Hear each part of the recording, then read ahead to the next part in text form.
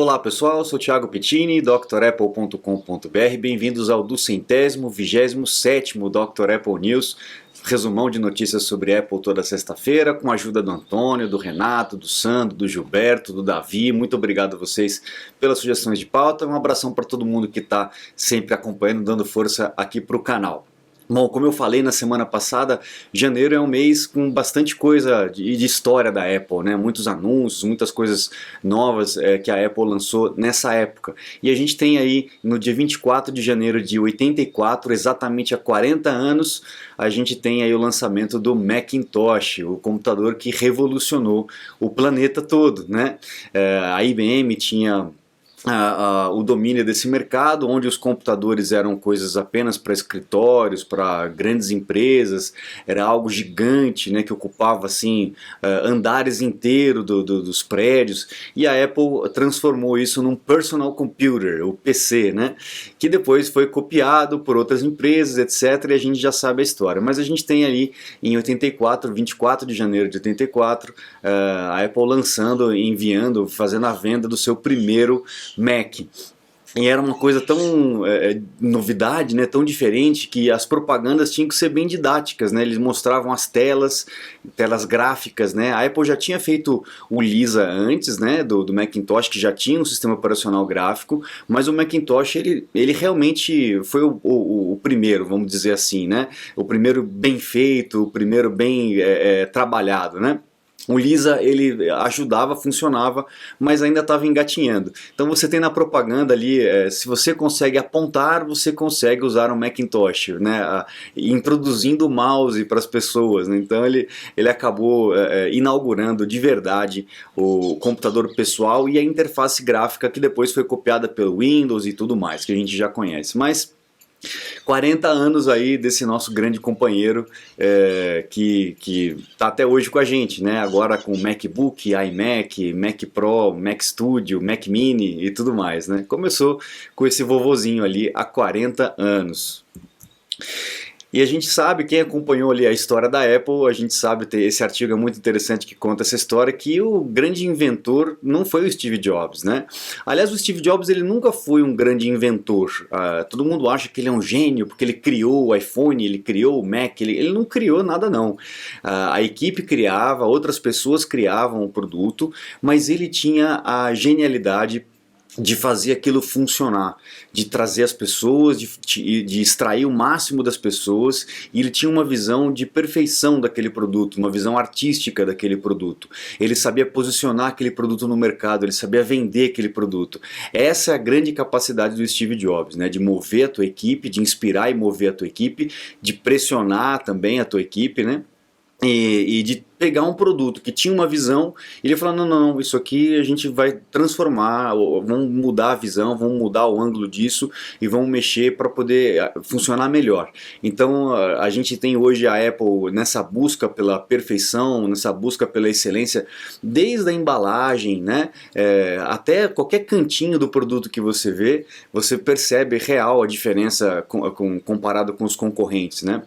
Então isso é o dedo do Steve Jobs, essa é a genialidade do Steve Jobs. Mas não foi ele que inventou, não foi ele que teve a ideia do Mac. Quem teve a ideia do Mac era um cara da equipe chamado Jeff Raskin, quem acompanhou a história da Apple já sabe dessa história, que queria fazer um computador para as massas, um computador barato, né, e que todo mundo pudesse comprar. E o Steve Jobs pegou essa ideia e falou assim, não, tudo bem, um computador para as massas, mas ele não vai ser chutado não vai ser barato, não vai ser de qualquer jeito, a gente vai fazer o melhor que puder, né, o nosso máximo possível, vamos fazer uma obra de arte e vamos vender.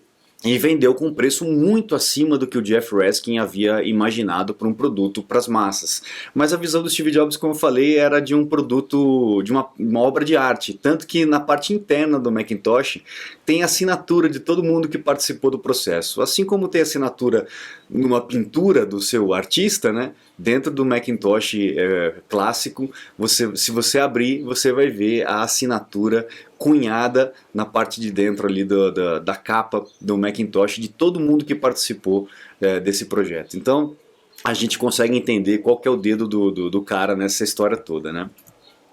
Aí nesse artigo ele mostra a evolução, né? Então a gente tem o primeiro Mac, depois o Mac SE, depois o Mac Abajur, que para mim é um dos designs mais bonitos até hoje, depois o iMac G3, que é o de plástico, aí o iMac Intel, que é o de alumínio, e hoje a gente tem um iMac que quase não aparece, né? Porque de tão fininho que é na lateral, quase nem aparece, mas aqui é um artigo que fala legal a respeito da evolução aqui dos Macs ao longo do tempo. Vale a pena você ler. Pega o link na descrição, que eu deixo os links sempre na descrição para vocês acompanharem, tá? Temos também no dia 22 de janeiro de 84, 2 dias antes do lançamento oficial do Macintosh, o comercial que passou no Super Bowl, aquele comercial icônico, né, que entrou para a história do 1984, onde mostra lá o Big Brother falando com as pessoas e tal, e todo mundo ali obedecendo o Senhor Supremo, né, coisa que hoje em dia é muito comentado, né, a Apple fez uma propaganda a respeito disso. Lá atrás, né, há 40 anos, quem foi o diretor foi nada mais nada menos do que o Ridley Scott, só para vocês terem uma ideia. Era uma propaganda grande, se não me engano era 1 minuto, 1 minuto e meio, se não me engano, de propaganda, e aquilo ali deu uma chocada na indústria mesmo. Eles queriam realmente mostrar que a Apple não estava de brincadeira, estava lançando um produto realmente disruptivo. E aí chega essa mulher, ela gira esse martelão e quebra a tela onde aparece o Big Brother que está controlando todo mundo ali, né? Bem legal também, para quem gosta de propaganda e ainda não conhece, assiste que vocês vão gostar. Bom, um ano depois, 1985, a Apple percebeu que o computador ele não ia só para as pessoas, né? Não era só um personal computer, né? Era uma ferramenta de trabalho também. Na verdade, o primeiro Mac era um kit de montagem, né? Então era para os nerds, era para aqueles caras que gostavam de aeromodelo, gostava de comprar as coisas tudo desmontada e ficar lá com um parafusinho montando em casa, né? O Macintosh já veio pronto, né? Já era um computador pronto para quem não queria isso. E aí o próximo passo foi levar o computador para as empresas, para as companhias, e a Apple desenvolveu um sistema de rede entre os seus Macs, chamado Apple Talk. Então você comprava uma peça, instalava nos Macs e você podia interligar os Macs um no outro. Lembra que nessa época, pessoal, não tinha Wi-Fi, né? As redes eram muito precárias, né? Então a Apple trouxe essa novidade, a possibilidade de interligar um Mac no outro para a parte do escritório, né? Para comunicação no ambiente de trabalho, e também lançando a LaserWriter, a impressora laser, né? O problema é que era muito caro, né? A Apple posicionava o teu produto, ainda posiciona, né? Mas muito mais caro do que na época. Até hoje, né? Se você for pensar proporcionalmente, naquela época era muito mais caro do que é vendido hoje, por incrível que pareça. Mas foi o kit de escritório, o Macintosh Office, né? A possibilidade de ligar em rede e uma impressora a laser, lá em 1985, né? Bom, aí a gente vai para as notícias da semana. Tivemos atualizações para os computadores, né, para os Macs, o macOS Sonoma 14.3, que trouxe alguns recursos que a Apple já vinha prometendo desde o lançamento do sistema e que não tinha entrado ainda em vigor. Então a Apple trouxe essa atualização 14.3, que o principal recurso novo é a possibilidade de colaborar playlist de música. Então você pode compartilhar com teus amigos e eles vão poder colaborar com outras músicas, óbvio, se você assina aí o Apple Music, né? É o principal recurso, além de correção de erro, etc, aquela coisa que é sempre bom a gente fazer. Então faça os backups e atualizem as suas máquinas, tá? A gente tem também atualização para o iOS, né, o iOS 17.3, que a melhor a cerejinha do bolo dessa atualização é aquele Stolen Device Protection, aquela proteção de dispositivos roubados. Então você entra lá nos ajustes, no Face ID e código, e lá vai ter uma opção para você ativar a proteção de dispositivo roubado, que vai fazer o seguinte, ele vai pegar o endereço que está no seu contato, né, no seu cartão de contato. Ele vai estabelecer aquele endereço como o endereço da sua casa ou o endereço do seu trabalho, dependendo do label que você colocou, e ele vai estabelecer um perímetro de 400 metros em cima, de 200 metros em cima daquele local. Você saiu daquele local, você não vai conseguir trocar a senha do equipamento, do Apple ID, na rua. Então se alguém roubar o teu equipamento na rua, ele não vai ter a possibilidade de alterar a senha dos dispositivos, aumentando aí a proteção. Então isso aí, recurso já foi falado muito, eu vou mostrar mais pra frente num vídeo exclusivo sobre isso, a gente fala sobre isso, tá bom? MacBook Air agora com M3, o pessoal que está aí em busca de um MacBook Air agora para comprar no começo do ano. Aí, capitão, você que falou comigo essa semana que está querendo comprar um MacBook novo e tal, eu sugeri o MacBook Air, mas avisei você, né? Segura um pouco se for possível, porque ali nessa próxima estação ali, saindo do verão aqui nosso, né? Entrando na primavera lá no hemisfério norte, a Apple deve lançar já o MacBook Air com o chip M3. Então se você está pensando em comprar um MacBook Air e pode esperar mais um pouquinho, espere, porque desse já pega com o chip novo. Se não puder, aí tudo bem, estou desesperado, tudo bem, compra, porque a diferença do M2 para o M3 não é tão grande assim. Mas é óbvio que se você tiver a possibilidade, vai comprar uma máquina nova, tem a possibilidade de esperar um pouquinho para pegar o modelo mais novo, aguarda e pega o modelo mais novo. Mas o M2 não vai ficar atrás em nenhum ponto com relação a desempenho, tá?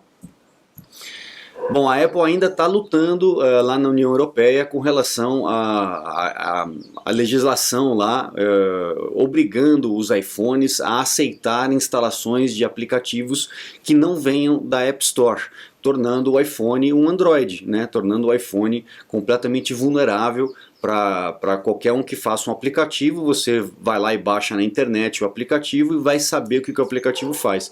A App Store é bom porque você tem passa por um crivo, né? As pessoas lá na Apple analisam o aplicativo antes de disponibilizar, então muito dos códigos maliciosos, das bobajadas, né? Nas coisas perigosas que o aplicativo pode ter, passa por uma peneira. Óbvio que não é perfeito, mas pelo menos tem uma peneira, né? Se isso for aprovado, o iPhone vai ficar aberto, o iPhone só lá na Europa, tá? Vamos deixar claro isso, o iPhone só na Europa vai ter a possibilidade de instalar aplicativos de fora da App Store, e a Apple continua lutando contra isso para manter a segurança do aparelho, né? E a segurança do usuário, consequentemente, né? Mas parece que lá eles não estão muito preocupados, eles querem poder colocar qualquer tipo de aplicativo no seu iPhone, para quem mora na Europa. Você está desperdiçando seu iPhone, iPad, Mac? Ganhe tempo e produtividade com nossos cursos. Você vai aproveitar melhor seu Apple. Matricule-se em drapple.com.br. Bom, a gente tem também o lançamento do Vision Pro, né? Foi semana passada. No começo do mês que vem já começa a chegar para as pessoas, e a Apple atingiu aí cerca de 180 mil unidades só no primeiro final de semana. Então, pessoal, o negócio mesmo caro está vendendo. A gente sabe que ia vender, né? É um produto disruptivo, é um preço absurdo, com certeza, mas é um produto disruptivo. Esse preço vai cair conforme a Apple vai desenvolvendo. Ela deve desenvolver uma versão mais simples, né? E esse é um produto de teste, é um produto que vai começar uma nova categoria de computação, de interação com a computação.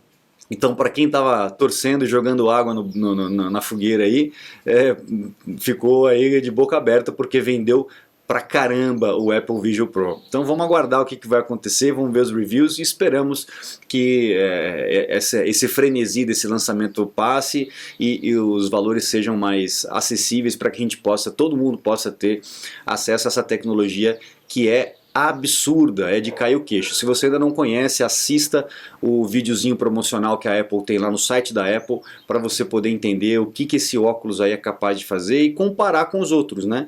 A gente compara os outros produtos e também aí você compara o preço também, vê o que cada um é capaz, o que cada um é feito, e aí você compara o preço também. E para encerrar nosso news dessa sexta-feira, a gente tem um vazamento dizendo que a Apple vai lançar um iPad Air de 12.9 polegadas, um iPad Air bem grandão, né? Essa polegada aí, se eu não me engano, era reservado só para os Pros, né? Mas parece que vai ter um iPad Air grandão aí de 12.9 polegadas, para quem gosta de telas grandes, usa para trabalho, com a caneta, aquela coisa toda. É uma boa notícia, porque não precisa comprar o Pro, que é bem mais caro, pode partir para o Air e ter o mesmo conforto da tela grande. Então vamos aguardar, porque o iPad também vai ter atualização aí no começo desse ano. Muitas coisas acontecendo, fiquem ligados aqui no canal que eu vou mostrando para vocês tudo o que vai acontecendo no mundo da Apple.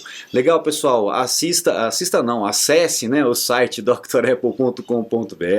Lá vocês vão conhecer os cursos completos para vocês se matricularem. Mesmo vocês que já usam o Mac faz muito tempo, recomendo fazer os cursos, porque lá tem muita informação, com certeza tem muita coisa que vocês não conhecem e que pode ajudar no seu dia a dia a conhecer melhor o sistema, usar melhor, mais rápido o sistema, tirar maior proveito dos teus equipamentos, ok?